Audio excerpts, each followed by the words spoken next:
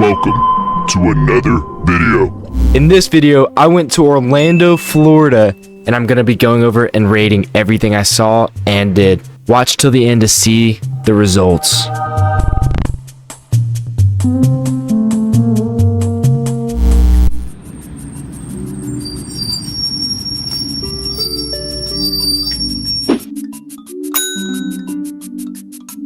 The first stop was Nintendo World. The exterior of the entrance to Nintendo World was beautiful. In order to get to the actual Nintendo World, you had to enter a pipe. It couldn't get more realistic.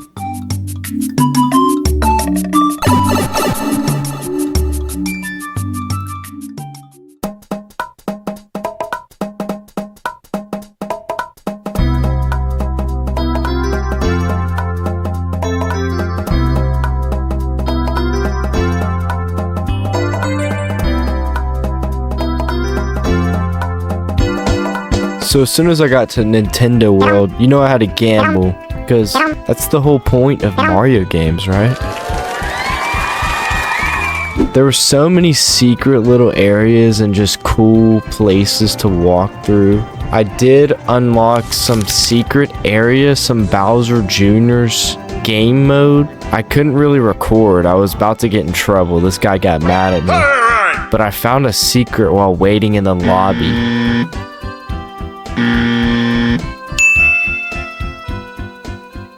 Next stop, Mario Kart. The waiting room was so cool. The amount of references was crazy. They even had the Mii outfits from Mario Kart 8. I wasn't able to record Mario Kart. I'll add some footage from YouTube of what it looked like. It honestly wasn't as great as I thought it would be. At least it wasn't worth the 2-hour wait. Next stop was Yoshi's Adventure. Thankfully, this one had like a 45-minute wait. Unlike Mario Kart, there was also some Pikmin stealing an apple. Yummy. It was like a slower type ride though. Look, we were one away from Purple Yoshi. It also started pouring rain. This ride was pretty cool, although it was like a baby ride. I still enjoyed it.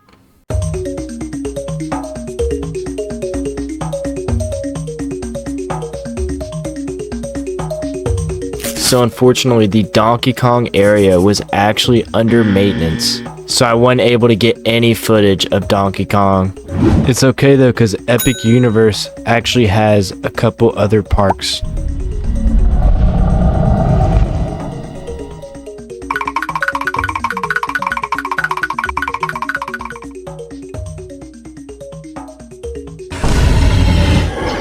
The Isle of Berk was pretty cool. They had some good food, but not really much to do.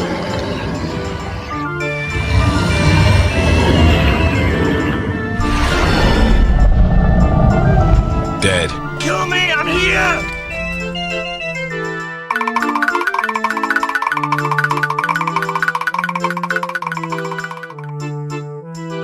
You're a wizard, Harry. Harry Potter World was really cool actually. Butterbeer was good.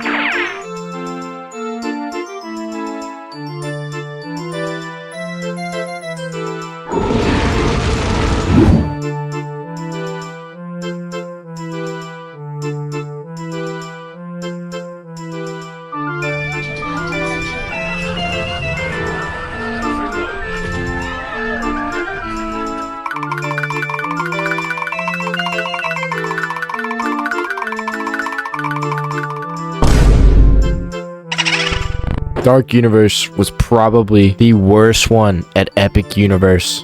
The sun was out and it was also very bright, so it wasn't really a dark universe. I think the one good thing was the cheetah from Kung Fu Panda.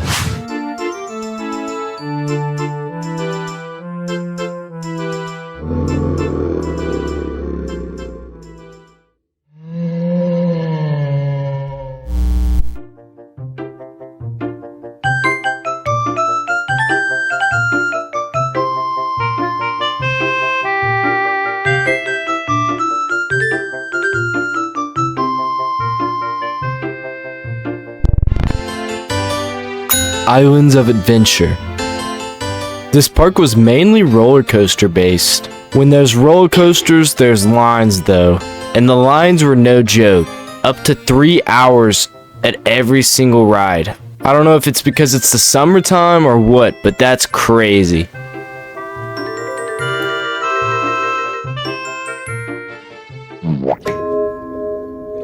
Back in about 8 minutes. As Squidward and Patrick went to the back, we asked the employee how long their break would take. She only said 8 minutes, so we decided to wait around the area. There were so many cool things, to be honest. Finally, it was time.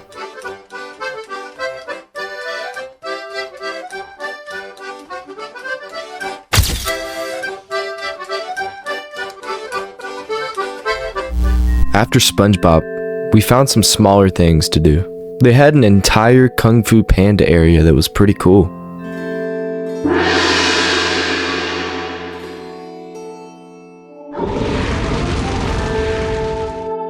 For the rest of the day, we kind of just walked around and didn't really do anything. We were kind of worn out from yesterday too, so it was kind of a short day. Before we left though, we made sure to do the ET Adventure ride. This is the last original attraction that was here when the park was built. It's almost 50 years old.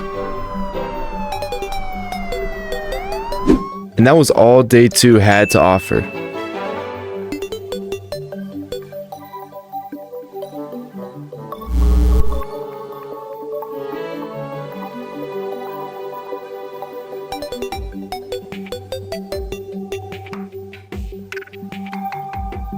Today we went to Disney World, and I've actually not been to Disney World in like 8 years. So this was a really fun experience for me. It felt like there was a lot of new stuff.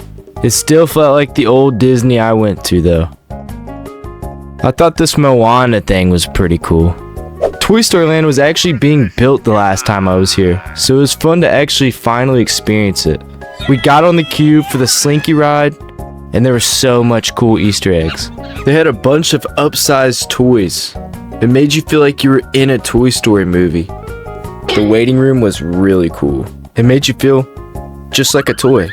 I'm low-key not a big roller coaster guy, so this one was not that fun for me.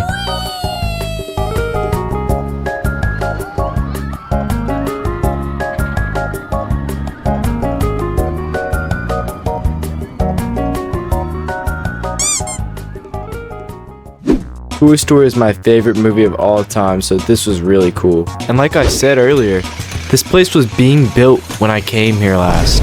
We actually had a tour guide to help us get from park to park quickly. You might have already seen him in this video already. When Messi came to Disney World, Tara was actually their tour guide.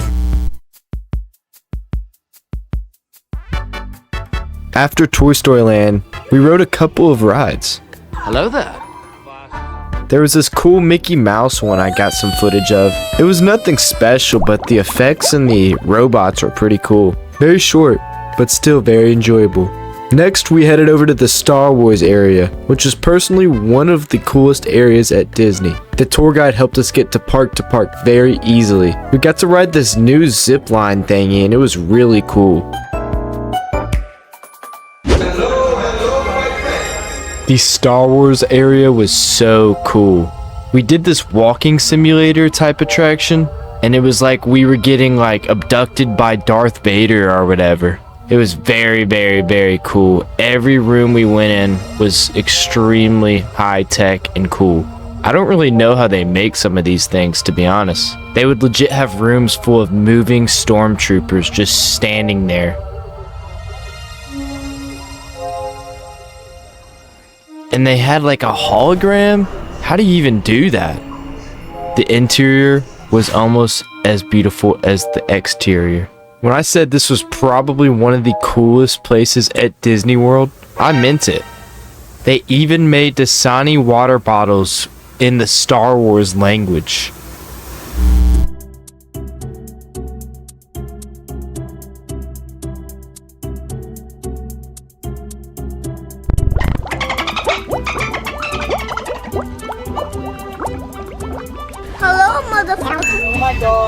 For day 4, we took a trip down to SeaWorld. This is a place I've also not been in about 8 years, so it was pretty cool coming back. They even had a Sesame Street world combined to the SeaWorld park.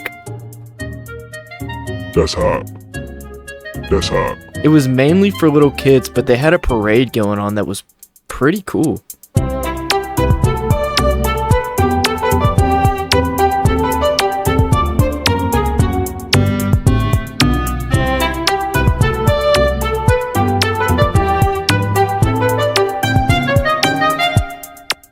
After the Sesame Street parade, we decided to go to this killer whale show. Before we went though, I saw this interesting thing on the ground, showing the annual human death count for some animals.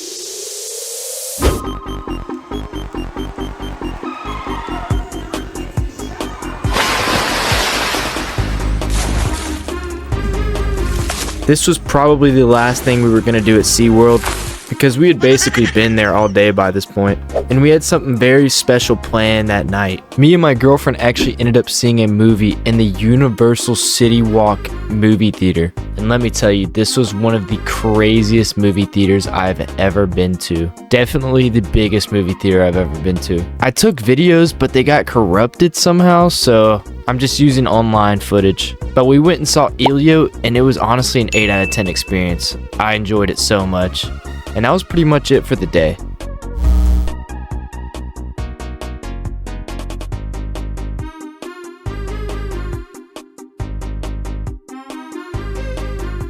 Day 5 was the last day of Orlando. We kind of just shopped around, we explored stuff we haven't seen, and we went to the mall. It was a pretty nice mall, one of the best I've ever seen. Although the mall was really fancy, this definitely wasn't the highlight of the day.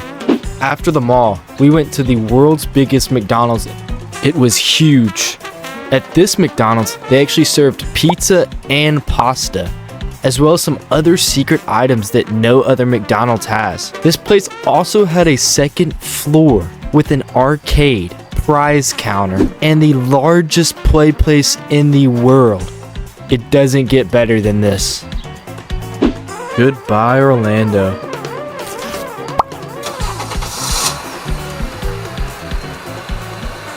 Finally, back home.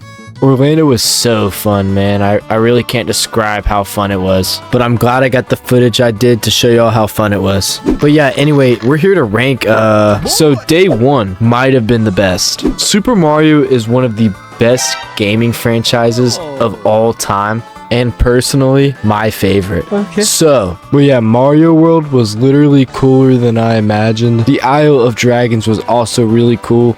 They had some really nice food. I wish Donkey Kong Land wasn't closed. I'm gonna say it was definitely greater than good, but the fact that Donkey Kong Land was closed on one of the busiest days was pretty stupid, to be honest. And the Harry Potter world too was really cool. I didn't really like the dark, horror themed park. That was really stupid, especially since it was summer. So yeah, I think Epic Universe was definitely greater than good. It could have been best, but greater than good. Day 2 was like Isle of Adventure. I don't think it was that good. It was definitely alright. It wasn't the best. It was just good. It was good. It wasn't a bad day at all. Day 3 was Disney World, and honestly, this might have been the best day. Although I enjoyed the Universal Studios environment a lot more, we had a private tour guide that took us behind the scenes where we couldn't even record. We got like backstage passes to like all the rides, get in front of the line like because of him. He was also Lady Gaga's tour guide. He was also Messi the soccer player's tour guide. So yeah, it was really cool. It was definitely one of the best experiences I've ever had at any park. I really liked Toy Story Land too. I didn't like the rides. It was just cool because that was being built last time. So I was there and I actually got to see it this time. So it's cool because, you know, Toy Story is one of my favorite movies. Day 4 was SeaWorld. And honestly, SeaWorld was really ghetto. Just because the other ones are better doesn't mean I have the right to hate on SeaWorld. But I do have the right to hate on how trash it was. It didn't really feel sanitary sometimes. I did get to pet dolphins though. I couldn't get footage of that though. It was honestly fun, but it could have been better. Honestly, it ended up fun. They had Sesame Street there too. I'll definitely put it at okay. We did see a movie that night, so that kind of made up for that day. And it was an amazing movie too. I really liked Elio. That movie was really good. Last but not least, day 5. Day 5 was pretty short because we had to go home that same day. It was alright. We just went shopping. The mall was big, but literally had no male stores. The only thing good about that day was that McDonald's pizza I ate. I don't know why McDonald's doesn't make pizza.